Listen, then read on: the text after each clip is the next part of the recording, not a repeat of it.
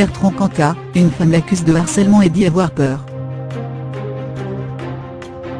La plaintive s'est rendue dans un commissariat parisien. Bertrand Cantat se retrouve de nouveau dans l'œil du cyclone. Selon les informations exclusives de l'hebdomadaire Le Point, une femme de 45 ans s'est rendue jeudi 15 février 2018, dans un commissariat parisien pour se plaindre des agissements de l'ex-leader de Noir Désir. Une main courante a été déposée.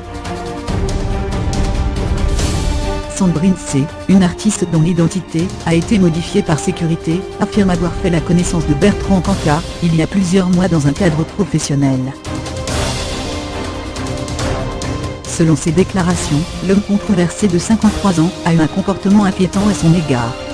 Il se fait passer pour un ami, mais en réalité il a un comportement menaçant et viole psychologiquement, a-t-elle déclaré aux policiers, qui l'ont décrite comme anxieuse.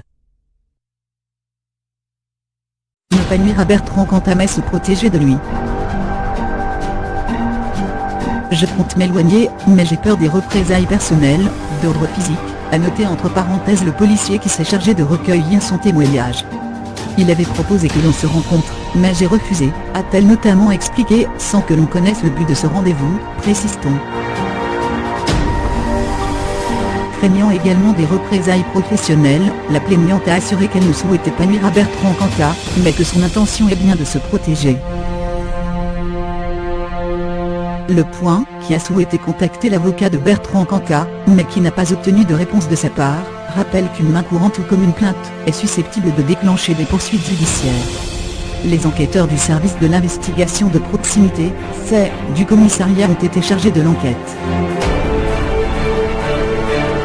Ces dernières semaines, Bertrand Cantat, dont le retour sur la scène musicale fait sans cesse l'objet de polémiques, 15 ans après le décès de Marie Trintignant, morte sous ses coups, a régulièrement fait les titres de la presse, notamment après le scandale de la incorruptible.